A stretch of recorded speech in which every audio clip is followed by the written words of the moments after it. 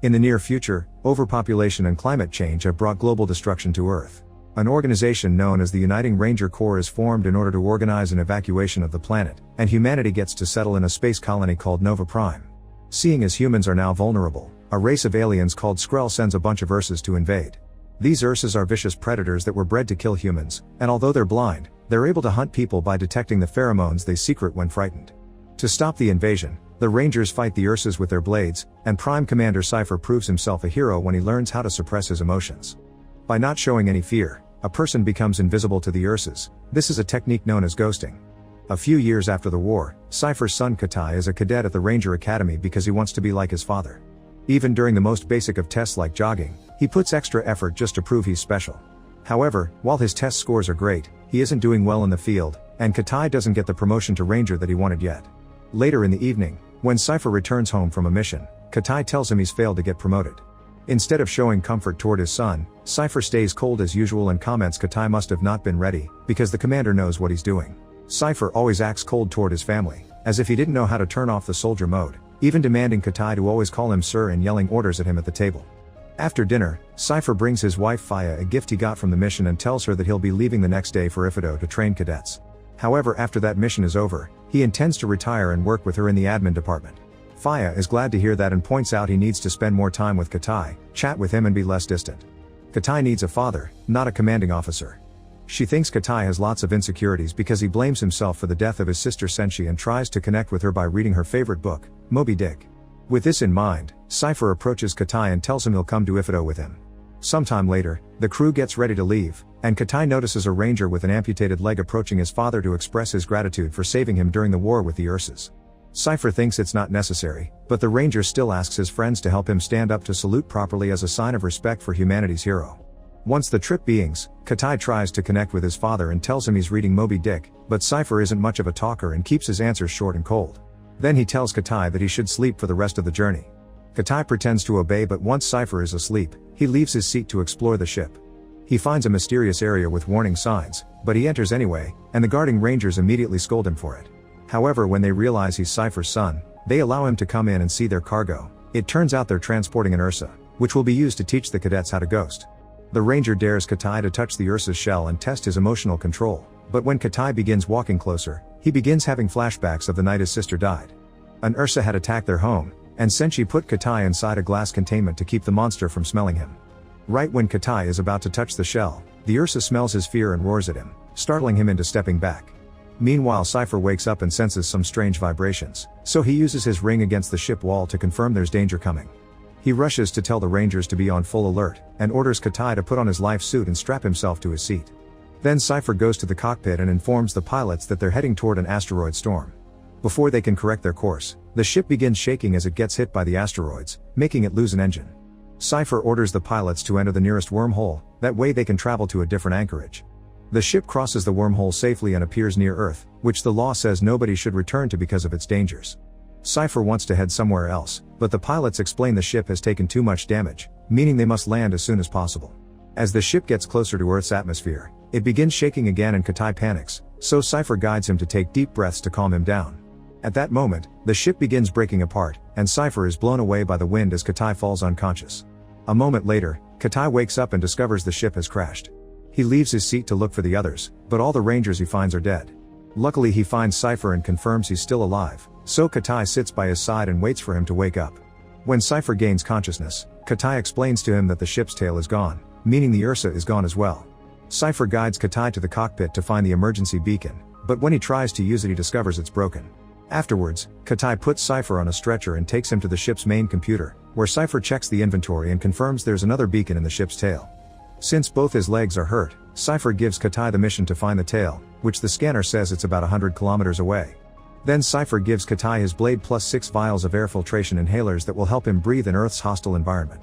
He also informs him that the life suit and the backpack have cameras, so Cypher will see everything Katai sees. The boy needs to be really careful because everything on Earth has evolved to kill humans, which makes Katai remember how he had to watch his sister being killed by an Ursa. Katai asks Cypher about the Ursa that they were carrying, and Cypher thinks it must have died in the crash, but it's safer to assume it's still out there. After taking one of the inhalers, Katai leaves the ship and gets very nervous because he can see all the bodies around.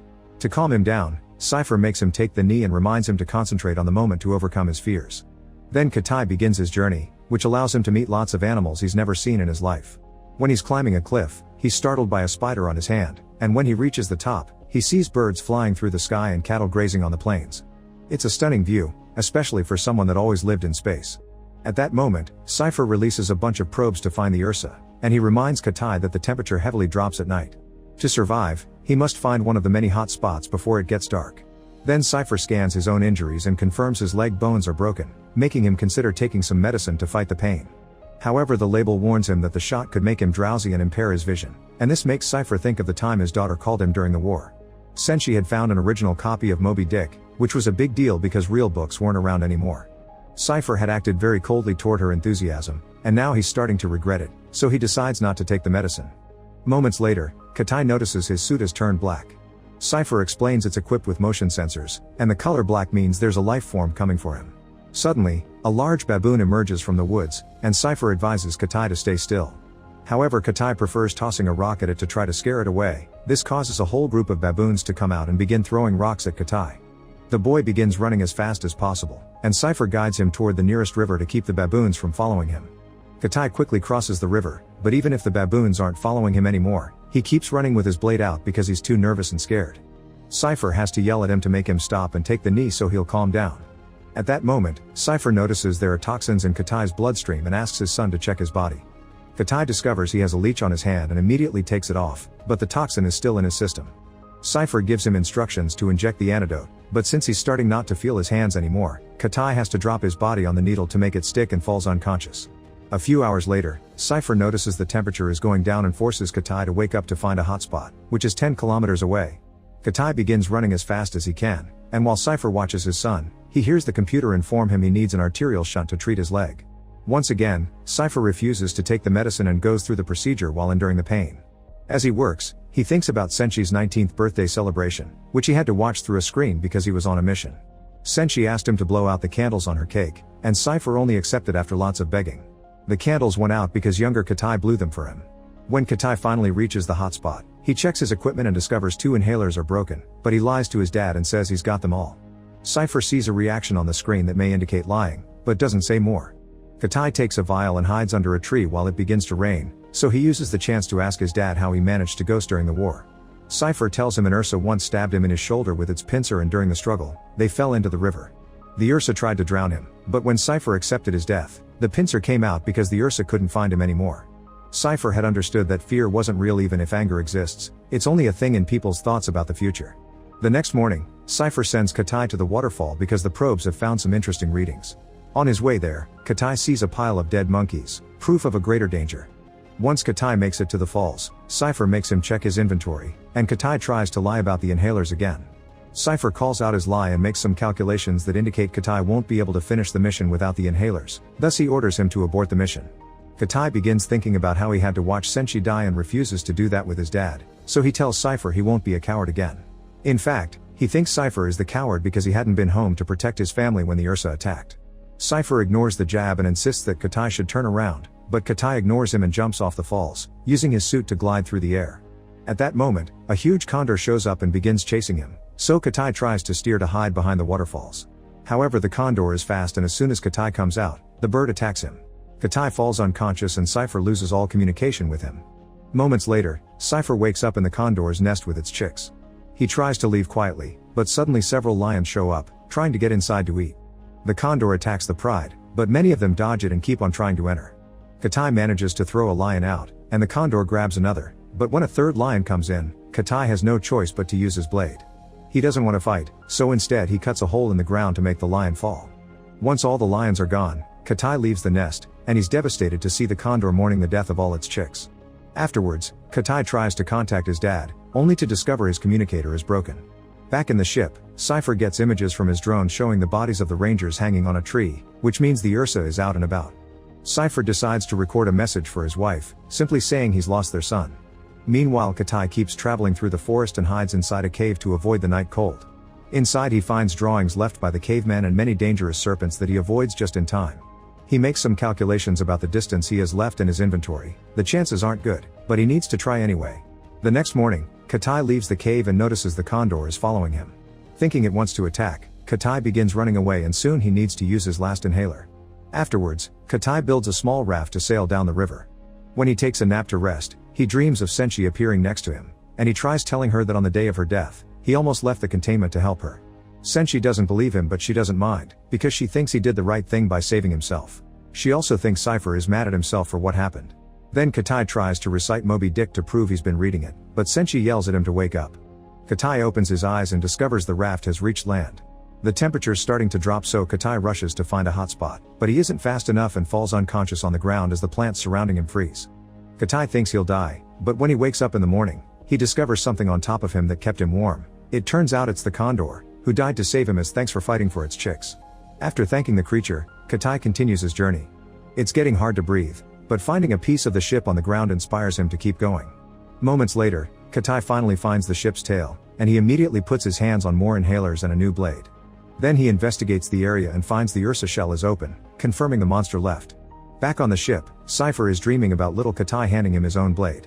He's suddenly woken up by Katai's voice because he's found a communicator and the beacon in the ship's tail.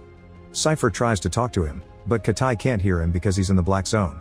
Katai doesn't know this and tries to use the beacon anyway, but it doesn't work.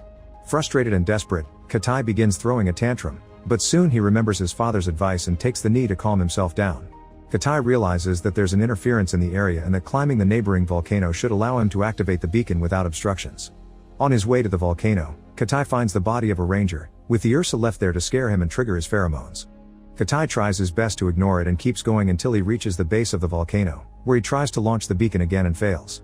Cypher notices the Ursa on the scanner and hopes his son acts fast before he's found. Then Katai enters a cave to try to find a way to the top of the volcano. Inside he finds the Ursa waiting for him, and the monster immediately attacks, only to get trapped under a pile of rocks in the process. Katai begins running as the Ursa frees itself and chases him, so the boy decides to hide in a pool of water. Back on the ship, the computer starts failing and Cypher loses access to the medical treatment, causing him to begin losing consciousness. Meanwhile Katai swims toward a source of light that allows him to resurface into a pit. When he starts to climb it to reach the top of the volcano, the Ursa suddenly jumps out of the water and grabs the boy's foot. Katai kicks the beast to send it back into the water, then finishes climbing the pit to come outside. Immediately Katai tries to activate the beacon, but the Ursa returns and jumps on him, hitting him on the rocks and making him drop the gadget. As Katai wiggles on the ground in pain, he remembers the day Senshi protected him and all the advice Cypher has given him, allowing Katai to finally concentrate and overcome his fear, achieving ghosting. The creature loses track of him and Katai takes advantage of its confusion to attack it with his blade. Since the beast can't defend itself, it only takes Kaita a few precise strikes to finally kill it. All this is seen by Cypher before he loses consciousness for good. Afterwards, Katai finally fires the beacon, and in a few hours the Rangers arrive to rescue them. Katai's worried about his dad, but when he checks on him, he confirms he's fine.